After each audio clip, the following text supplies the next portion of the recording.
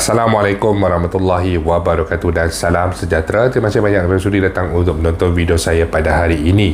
Dan seperti biasa, bagi mereka yang baru pertama kali datang untuk menonton ke channel saya ataupun mereka yang masih lagi belum subscribe, saya mohon jasa anda untuk subscribe ke channel saya. Dan bagi mereka yang dah subscribe, saya mohon anda untuk kongsikan video ini kepada rakan-rakan serta lingkungan anda. Semoga apa yang saya nak kongsikan sedikit pada hari ini adalah satu perkongsian yang bermanfaat untuk kita semua, insya-Allah. Okey, jadi hari ini saya ingin berkongsikan sedikit kepada anda semua berkenaan dengan isu tuntutan pengeluaran KWSP secara bersasar, yang mana tak sampai pun seminggu daripada tarikh penutupan borang kaji selidik yang dikeluarkan oleh PGIR ini, tuntutan ataupun hasil daripada kaji selidik ini telah pun mendapat liputan media yang agak meluas. Terkini adalah liputan daripada Utusan Malaysia Online, yang mana utusan telah pun berkongsikan hasil daripada kaji selidik yang telah dilakukan oleh PGIR melalui baki borang kaji selidik terhadap baki akaun 1 pencarum.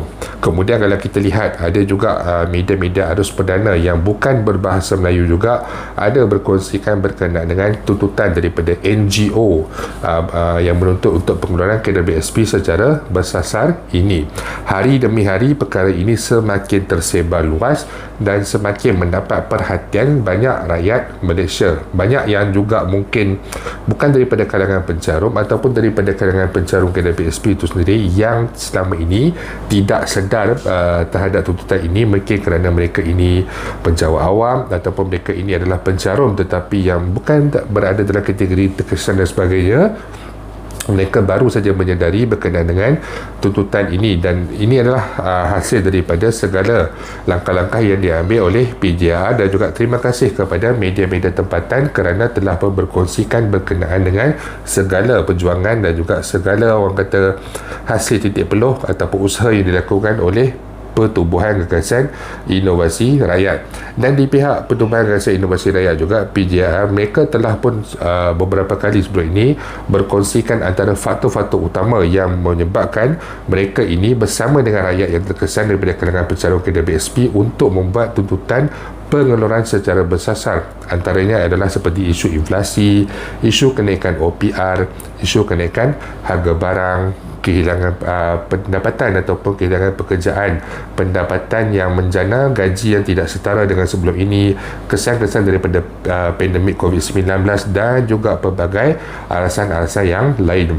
Ada 15 alasan rasmi yang dinyatakan oleh PGIR yang membuatkan mereka membawakan isu untuk tuntutan berkenaan dengan pengeluaran KWSP secara bersasar ini.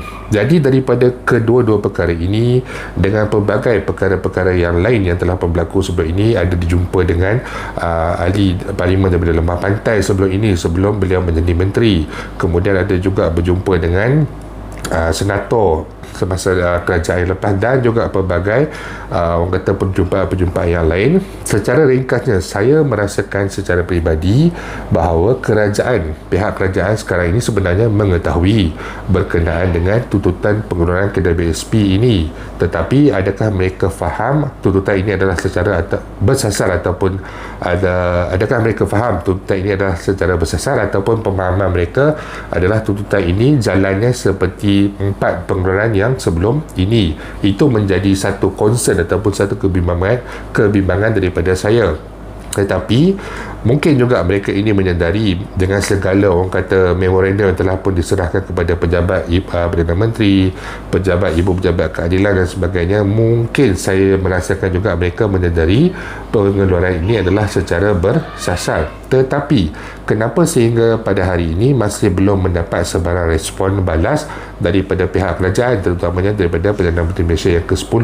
Dan saya sendiri tidak mempunyai sebarang jawapan terhadap persoalan tersebut. Tetapi jikalah orang kata sebarang respon yang sepatutnya ataupun yang boleh dikeluarkan berkenaan dengan isu ini tetapi tidak dikeluarkan, jika ianya melibatkan isu-isu politik dan sebagainya, saya harap kerajaan sudi sekiranya untuk mengetepikan isu-isu politik ini. Memandangkan kita tahu semasa pilihan raya yang lepas, Pilihan yang ke-15, Tan Sri Muhyiddin Yassin menggunakan isu KWSP ini sebagai satu orang kata modal ataupun sebagai satu janji beliau untuk melaksanakan pengeluaran kepada mereka yang terkesan untuk melaksanakan pengeluaran secara bersasar. Dan juga pada waktu itu Datuk Seri Anwar Ibrahim menyatakan bahawa beliau tidak setuju dan tidak akan melaksanakannya.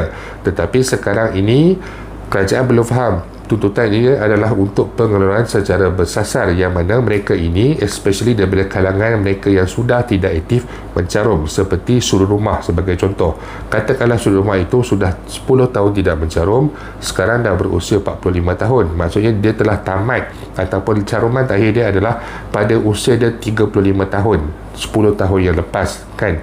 Jadi sehingga sekarang ini dia tidak ada sebarang caruman yang aktif, tetapi cuma menikmati dividen. Jadi kita tidak mempertikaikan isu kebaikan terhadap dividen yang diberikan, namun apa kewajaran untuk dibiarkan wang caruman tersebut kekal sehingga kepada usia 50 tahun ataupun kekal pada usia 55 tahun barulah hendak dibenarkan untuk membuat pengeluaran, sedangkan mereka ini sudah tidak aktif mencarum dan tidak ada sebarang niat pun untuk kembali kepada sektor pekerjaan. Jadi kewajaran untuk golongan-golongan ini wajar diberikan, bukan saja dipertimbangkan, tetapi wajar untuk diberikan dan dilaksanakan untuk mereka ini membuat pengeluaran daripada akaun KWSP mereka seperti pengeluaran pada usia 55 tahun. Dan secara peribadi juga saya merasakan ada kebarangkalian yang besar untuk isu KWSP ini disebut di dalam perbahasan di sidang parlimen yang akan berlaku pada bulan 2 ini. Dan jika ianya dibentangkan dan dibahaskan untuk pelaksanaan kepada pencarum yang terkesan dan sebagainya, saya berharap 222 ahli parlimen yang berada dalam Dewan Rakyat tersebut akan bersetuju, kerana isu ini bukan lagi isu politik tetapi isu masalah nasional, masalah di kalangan pencarum yang masih lagi memerlukan bantuan secara tunai. Sebarang cadangan ataupun sebarang idea untuk melaksanakan bantuan baru untuk menambah baik bantuan yang sedia ada dan sebagainya harus diteruskan, harus diperbahaskan dan harus dilaksanakan, tetapi ianya perlu juga selari dengan tuntutan untuk pengeluaran KWSP secara bersasar ini. Maksudnya kedua-duanya harus diberikan.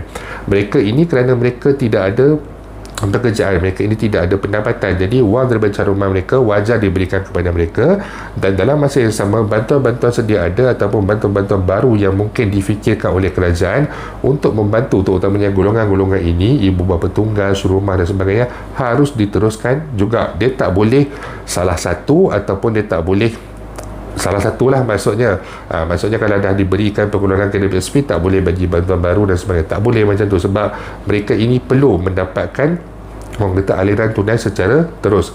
Yang paling penting sekali kita perlu tahu bahawa mereka ini bukannya malas, tetapi disebabkan keadaan-keadaan tertentu, keadaan-keadaan sekeliling yang memaksa mereka untuk berada dalam keadaan mereka sekarang ini. Jadi kita tahu jika ianya diluluskan di dalam parlimen dan sebagainya, ia tu tentu akan mengambil masa kerana perlu dibahaskan, dibawa kepada Dewan Negara dan juga sebagainya, kerana kita nak merealisasikan pengeluaran besar-besar ini seperti kaedah pengeluaran pada usia 55 tahun.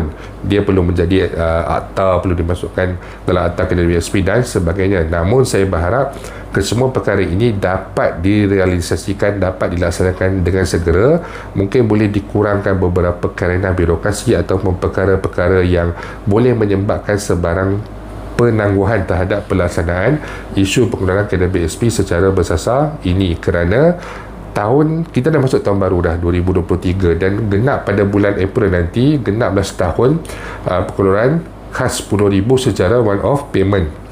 Rakyat terutama sekali bagi mereka yang terkesan daripada kalangan pecandu KWSP dah tunggu lama dah. Sekarang ni dah tunggu selama 8 bulan. Hanya berbaki 4 bulan saja lagi untuk genap dalam tempoh setahun. Bayangkan macam mana mereka ini sangat-sangat struggle. Kita dapat melihat banyak kisah-kisah yang sedih dan sebagainya dikongsikan di media sosial, terutama sekali bagi kalangan pencarum yang terkesan ni. Mereka seperti yang kita telah tahu ataupun seperti yang saya telah nyatakan tadi, bukan tidak mahu kembali untuk bekerja, tetapi disebabkan kekangan keadaan keluarga, faktor usia, faktor kesihatan dan sebagainya, serta realiti majikan juga tidak berminat untuk mengambil mereka yang sudah berusia 35 tahun dan ke atas. Ini adalah perkara-perkara yang perlu menjadi pertimbangan untuk kerajaan meluluskan pengeluaran KWSP secara bersasar ini. Jadi itu saja yang saya cuba nak sampaikan sedikit pada hari ini. InsyaAllah jika ada sebarang perkembangan terbaru, saya akan berkongsikan kepada anda semua kelak. Bagi mereka yang mempunyai sebarang persoalan, sebarang masalah ataupun sebarang komen, anda boleh utarakan di ruangan YouTube saya Firdaus Selamat, ataupun di ruangan Facebook saya Firdaus Selamat Channel, ataupun di TikTok saya Firdaus Selamat 85. InsyaAllah kita akan jumpa lagi. Jangan lupa untuk share, jangan lupa untuk subscribe. Assalamualaikum warahmatullahi wabarakatuh.